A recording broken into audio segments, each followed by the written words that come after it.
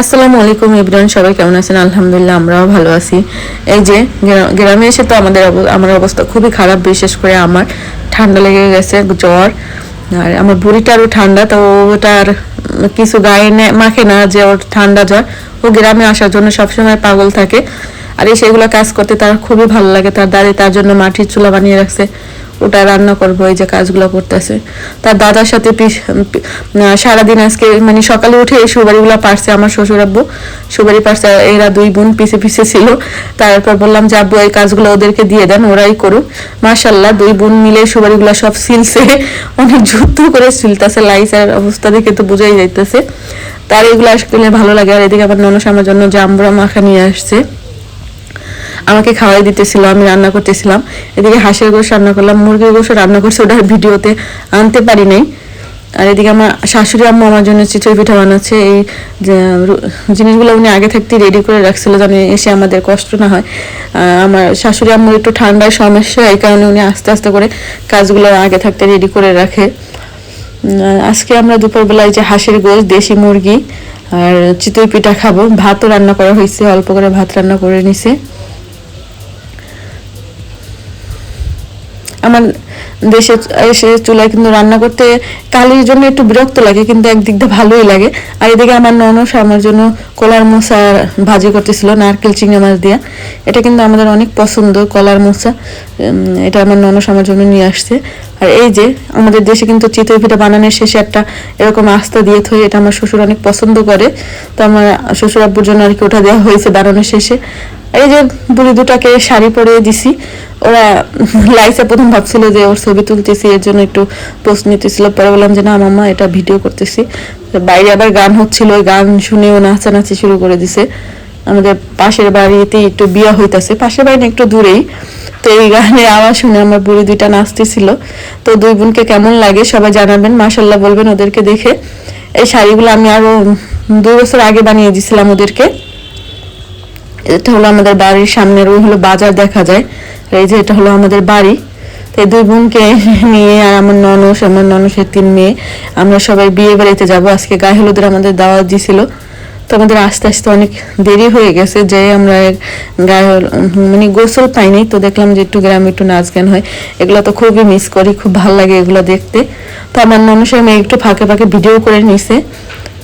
আর বাইরে যে গ্রামে আমি সবার সামনে ভিডিও করতে আমার একটু লজ্জাই লাগে, আমি কখনো এটা করি না।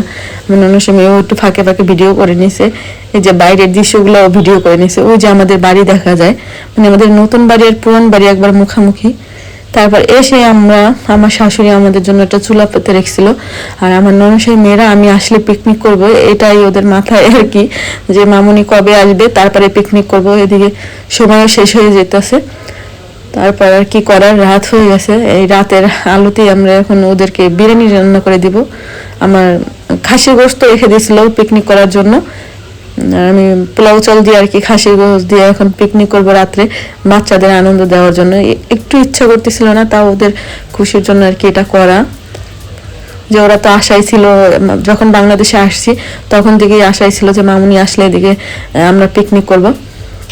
তাই আমার বুটিটাকে আমি একটু নাড়তে দিছি। ও তো আগে থেকেই বলছে যে মাম্মা তুমি আমাকে একটু নাড়তে দেবা। তারপর ভাবলাম তুমি একা কেন, মানে বললাম যে তুমি একা লাইবা কেন, তোমরা 2 বোন মিলে এটা রান্না করো, আজকে খেতে অনেক মজা হবে।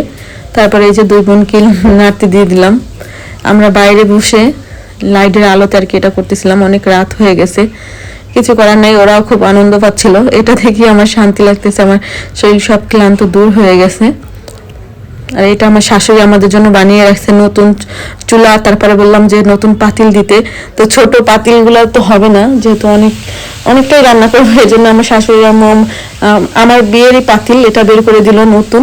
আর এই যে 2 বোন দুষ্টমি করতেছিল, মানে সব আমরা ছোটরাই করতেছিলাম। ছোট বলতে আমি তো ওদের আর কি লিডার, এইগুলোর জন্য লিডার। আমার ননদ সব মাঝে মধ্যে আসে, ডিম সেদ্ধ করে দিয়ে যায়, একটু হেল্প করে কাজে।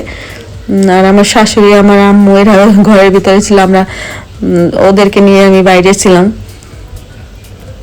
তো এটা যে কি আনন্দ, ওরা যে আনন্দ পাইছে এটা দেখে আমার খুব ভালো লাগছে। যে এই যে 1.5 বছর পর আসলাম, আগে এরকম করতাম বাড়িতে থাকলে। তো এটা ওদের মাথায় আছে। আর পিচ্ছি মেয়েটা, আমার ননসের ছোট মেয়েটা, ও বলতেছিল আমার মামুনি আসলে আমরা পিকনিক করব। ওর সাথে কখনো করা হয় নাই। এই ফার্স্ট টাইম ওর সাথে মানে আমাদের পিকনিক করা হবে। তো ইনশাল্লাহ দিন থাকতে আমি আরো একদিন করব।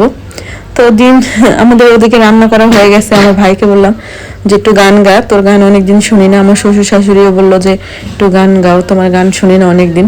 তো ওরা এক প্রকার অনেক জোরাজোরি করে খাড়ের থেকে নেমে মানে ছেসরাইন হামাই তারপরে গান গাওয়াচ্ছিলাম। বিছনার খাতার অবস্থা খুব খারাপ হয়ে গেছে, ও শুয়েছিল। তবে আমার আম্মু অনেক সুন্দর করে গান গাইতে পারে। আমার আম্মুকে বললাম যে আম্মু তুমি একটু গান গাও ওর সাথে। পরে লাস্টে আমার আম্মু গান গাইছে, ওগুলো আর আমি ভিডিও করিনি। আমার আম্মু আর আমার ভাই দুজন মিলে আর কি গান গাইছে। তো আজকের ভিডিওটা এই পর্যন্ত। সবাই ভালো থাকবেন, সুস্থ থাকবেন, আমাদের জন্য দোয়া করবেন। আল্লাহ হাফেজ।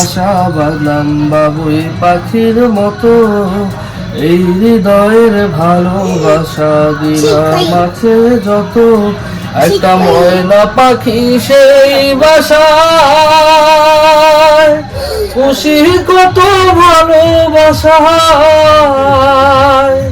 পাখি চোখে চোখে রাখি উহিরা যেন না যায় আমার পোষা ময়না পাখি, আমি চোখে চোখে রাখি উহিরা যেন না যায় আমার পোষা ময়না পাখি।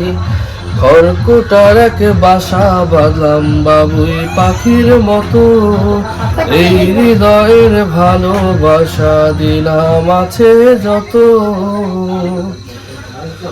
ফাঁক পাইলে সেই ময়না পাখি যদি গো পাহালায়, সকাল বিকাল তাই পাখির পুষি দুধ কলায়, ফাঁক পাইরে তালে পাখি রে তুই কবে আমার আপন হবি তা তো জানি না, পাখি রে তুই।